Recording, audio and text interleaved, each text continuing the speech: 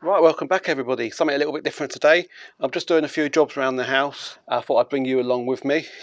What we're actually doing, the first job is, I've just purchased a couple of these second-hand wheels and tyres and wheel trims for the Vauxhall Vivaro, because the rear tyre on this has actually got a gouge in it. Not the rear tyre, the spare tyre underneath the van has actually got a gouge in it from when I bought the van. That was in there, so I did take the spare off and put that on. And also this front driver's side tyre is getting to the legal limit, so I've actually purchased these off a chap I know just down the road.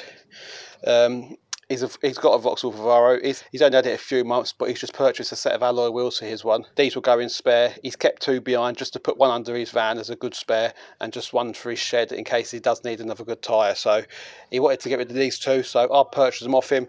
He's also given me the wheel trims as well. Obviously he doesn't need them now, having alloy wheels. They're not very old, them wheel trims, are fairly new, and they're in excellent condition, and they're in a lot better condition than mine. So, and eventually in the long run, I will take all these back, get these rubbed down, and we'll paint them probably black, so the black goes nice against the fresh new silver wheel trims. But that's not in today's video, that'll be a job down the line. Your tyres do actually have rotations, so this one's rotation is going that way, so this wheel would obviously be going on the passenger side, but this was going to be going under the van. Don't know if we'll get that in today's video or not. And that one, the rotation facing this way, so that's a driver's side wheel and this is the passenger side. So it's just bear that in mind when you're putting tyres on. If you do buy second-hand ones and you're changing them around, they do have rotations for the tyres, so just have a look on there. It will tell you, have arrows, or it'll say rotation this way, sort of thing. So, but what we're going to be doing is, I'm going to be doing it a bit different today. Although we do have all the jacks and the big powered guns and tools, I'm going to do it all by hand and what equipment come with the van. So I've got a little scissor jack down here, and that come with the van. We're going to use that today. I'm not going to use any trolley jacks. I'm going to be doing it as if I was at the side of the road, and show you how it can be done with the equipment that comes with the van. So let's take a look at this, get this wheel trim off this old wheel, and hopefully get this wheel cracked loose, and then we'll get it jacked up. But as you can see there, I'll just quickly show you the rotation. It says there, and the point of that arrow is going that way, so that would just point that that's for the passenger side.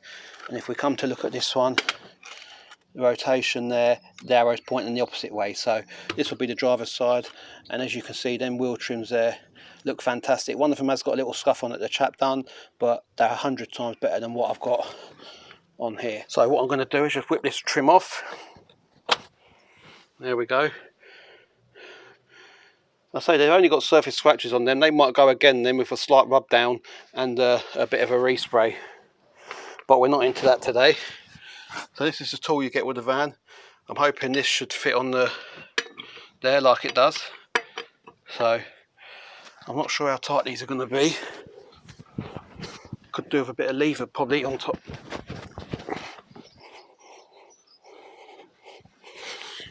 There we go.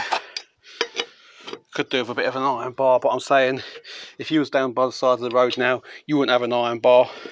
So I'm not going to cheat, and I'm not going to go get one. And you just need to be careful when you're undoing bolts like this, because if you do put a lot of pressure on that and that spins round, I've seen it where the bar spins round and catches you back again. So just be very careful doing it like this. But these wheels are really tight. Now, say you don't want to take them all the way out because we're not on the jack yet. So this is just a matter of cracking them before we take the wheel up in the air. Another one.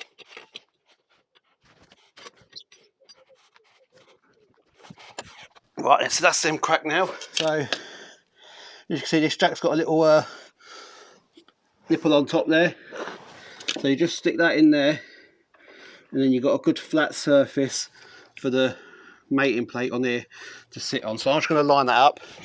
As you can see, the handle's designed so you can do half a turn, spin the handle, and half a turn again, which is quite handy.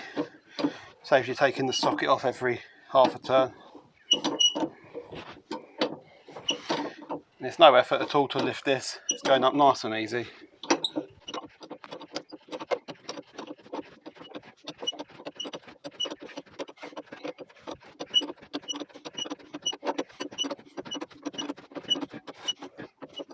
Right, so now that wheel's just spinning, so it's off the ground, we can go ahead and just carry on unwinding these now. And while we're in here, we'll have a little inspection on the discs and pads while we're in here. It'd be rude not to.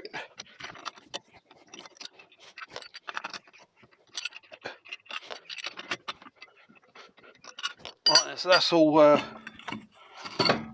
bolts off. Discs and pad look alright, but I don't know if you can see, we've actually lost quite a bit of tread there. It's just still above the legal limit markers there, so there is a bit of life left in them, but there was a bit of a nasty gouge on there. I don't know if you can pick that up in the camera, but I weren't too happy about that, so we can get that off now. So we're about halfway down them pads, so still a good few miles left in them. Everything else looks nice bone dry in there. No broken boots or nothing, no grease anywhere. Everything looks as it should. Drop links all look alright. So shock looks good. No damping or misting on that one, so everything looks good in this corner. So this is the wheel for this side with the rotation on. So there we go. So we can just start to wind them in.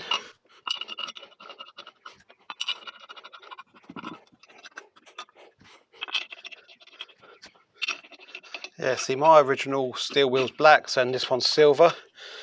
So I don't reckon these originally did have wheel trims on originally, because if you look here you can see the markings where it's like had a plastic cover just going over the wheel nuts there. So I probably reckon it hasn't had a proper wheel trim over it, that's why they're silver. So these would have been painted silver originally, and it would have just had the plastic cover in there just protecting the hub nut and the nuts there. So well, I'm happy with that. Just give them a quick crack before we put it down, so we know it's pulled back where it wants to be.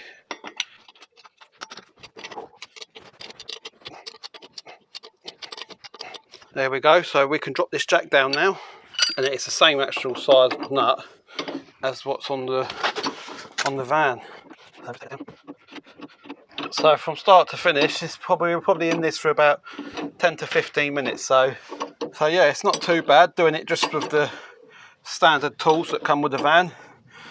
I mean, normally I'd have just got the trolley jack under here, 3 or 4 pumps, the van would have been up, air windy gun, again bolts would have been off in seconds, but not everyone has these resources, so I thought I'd do it the old school way.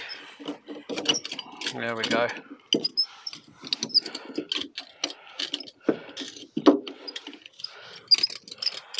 So that's that done now. I'll just go ahead and whip these bolts back up again.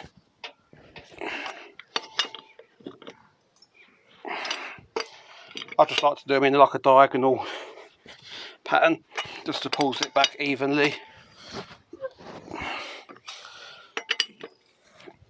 And I'm just going to put a little bit of weight on that, nothing too excessive.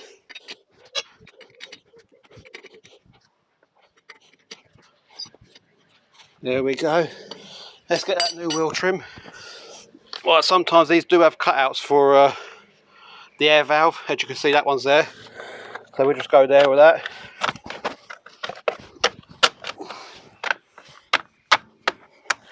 And there we go, that looks 100 times better, look. A lot better than that old cruddy thing, look.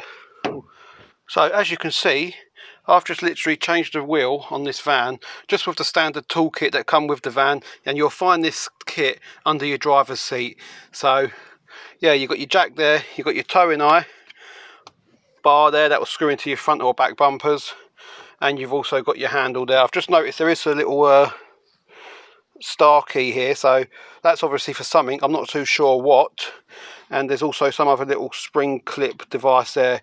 Again, it's obviously for doing a certain job on this vehicle that they've put it in there for that reason. So anyone does know what these two tools are for, drop it in the comments down below and let us know.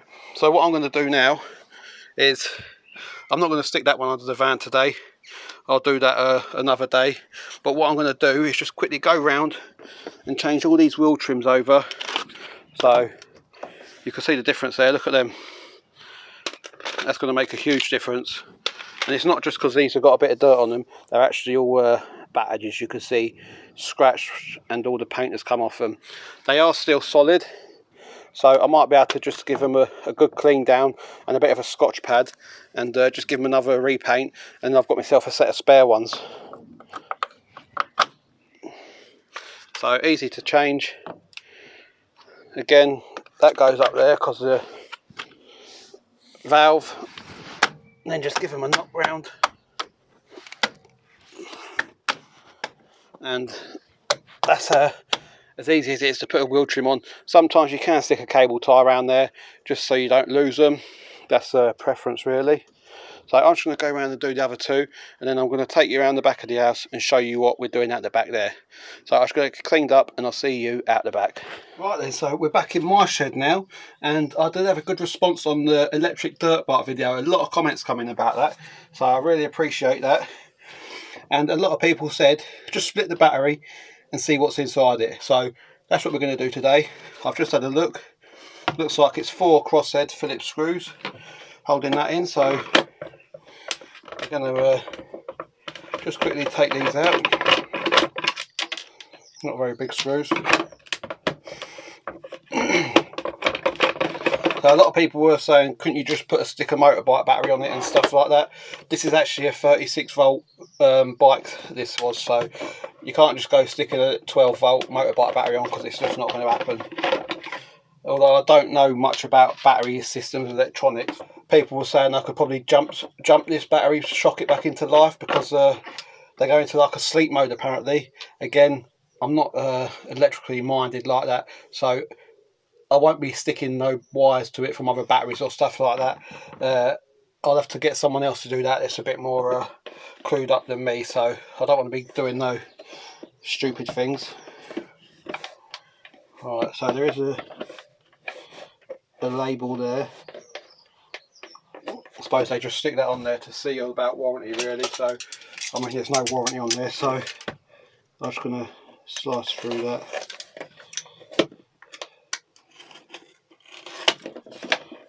There we go.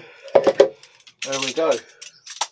Right, and as you can see, we've got a nice big battery block in there, but probably this case doesn't need to be this big by the looks of things, because there's a lot of things just wedged in there to stop the battery from rolling about. As you can see, got all these block packs here that at each end, so that one's not even doing nothing, that's just in there for the fun of it. Look, there's another one here.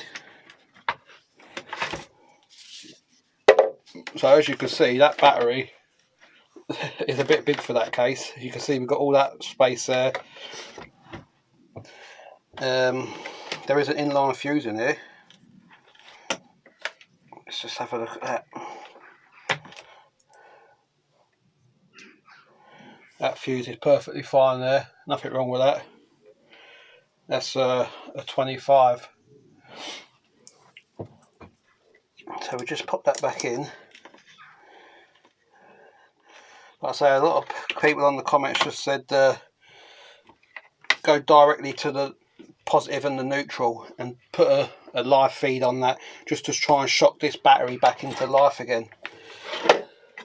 Let's have a look. It's a lot of Chinese writing on there, which I don't understand. There is a bit of English on there as well, so I'll just show you guys this. Let's just turn that light off there, getting a reflection there. So as you can see, standard voltage 36, normal capacity 7.8 ohms. Then you've got your operating voltage 30 to 42 volts, continuous current 20 amps. Date of manufacture 20th of the 8th, no year. So that's helpful, because I don't think that could be date of manufacture 2008. Anyone looking at this can give me any ideas. I can have a look online for these battery packs, I suppose. Just type in the model number if there is one on there. The model is the FK36V7 and that's just basically the number. So I suppose I could type that in online and see what we come up with. Again, I don't think it's going to be cheap. Probably cheap and cheerful, not meant to last, so you buy again. So that is what's in your electric dirt bike, one of them. Probably didn't expect to see all that, to be fair, just bits of broken foam just wedged in there to stop the battery rolling about. Surely they could have made the case a bit smaller, but then again, these are just built to thrown together cheaply. They probably had a job lot of these and they just thought we'd use them as battery boxes and just wedge them up with a bit of stuff. So that goes in there like that to stop it sliding forwards and backwards. And you've got your side packs there and there, and you had a pack just in there, look, and then you had one on the top to stop it bouncing about, and that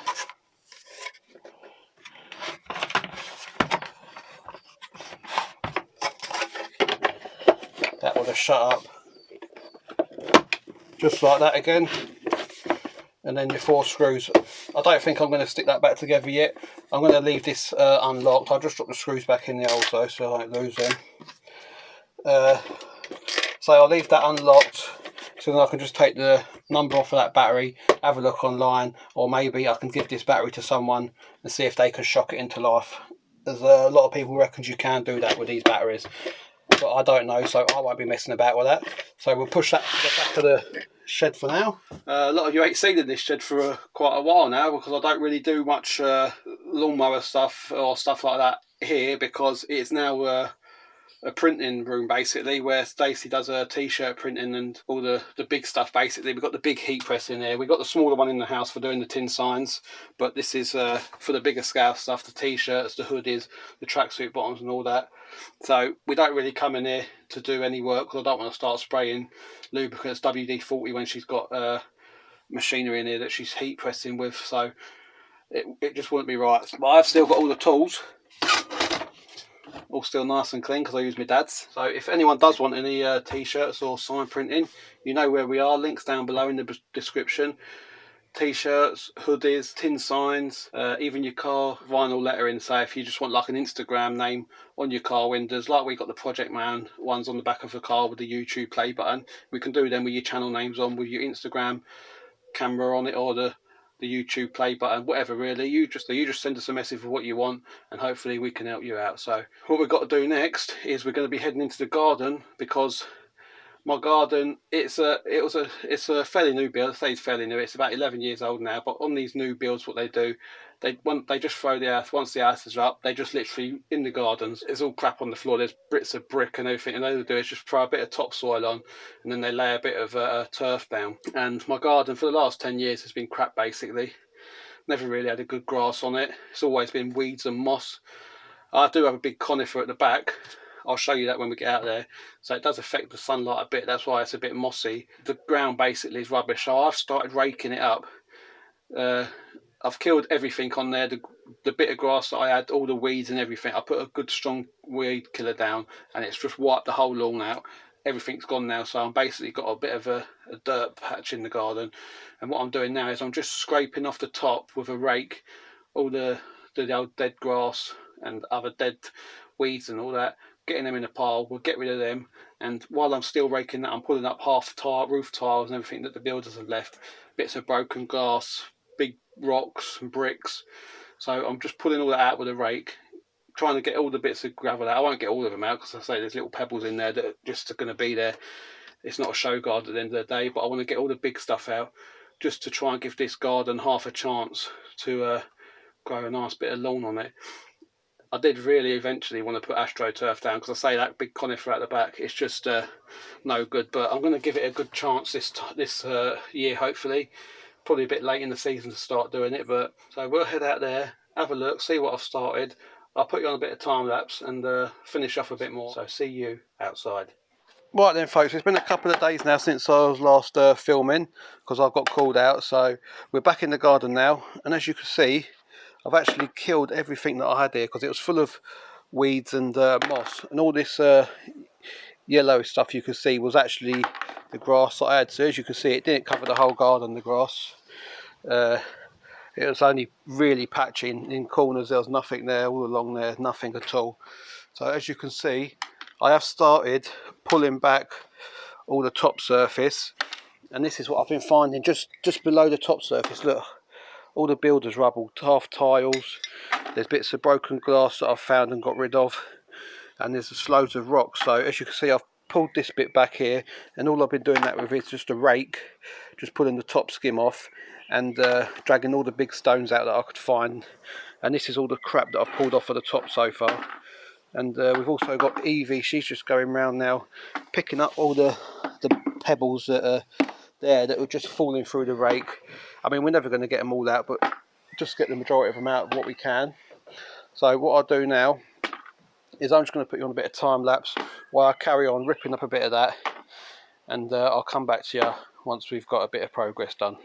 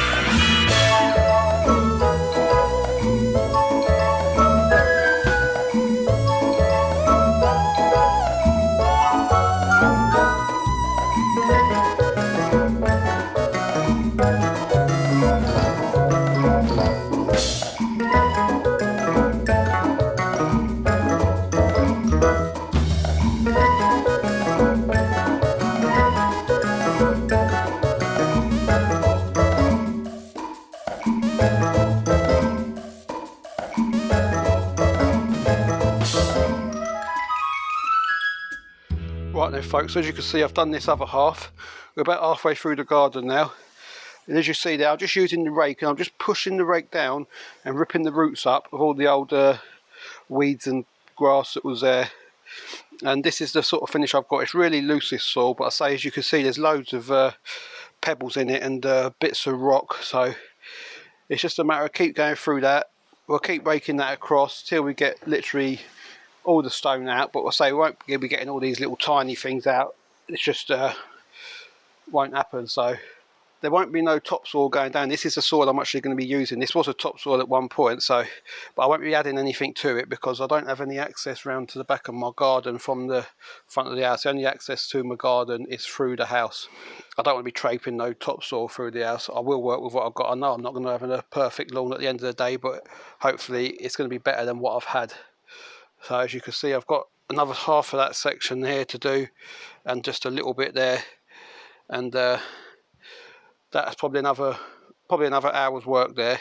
But I won't be doing that in this video because it would just be a bit boring to keep watching me rake the garden about. So as you can see, this is all what I'm pulling off the top, all these roots and all these big rocks there. Look at the size of them. Look, there's all sorts in there. There's even slate in there. rocks, glass and everything. Evie's done a quarter of a bucket and she's give up. She's had enough of that. Yeah, hopefully we'll get a bit of seed on this within the next week, and we'll get a bit of grass going. But that's the problem I have. I've got this big tree here, and that shades a lot of light. We do get a lot of sun in the garden, but obviously this half of the garden, this normally mosses up. So I'm going to give it a chance this year, and then if it don't take, probably go down the route of doing this all the way across the garden. But so I'm going to leave it here for this little one, and once this is all done, hopefully we'll get a bit of paint on these fences just to liven these up and all. So until next time, we'll see you about.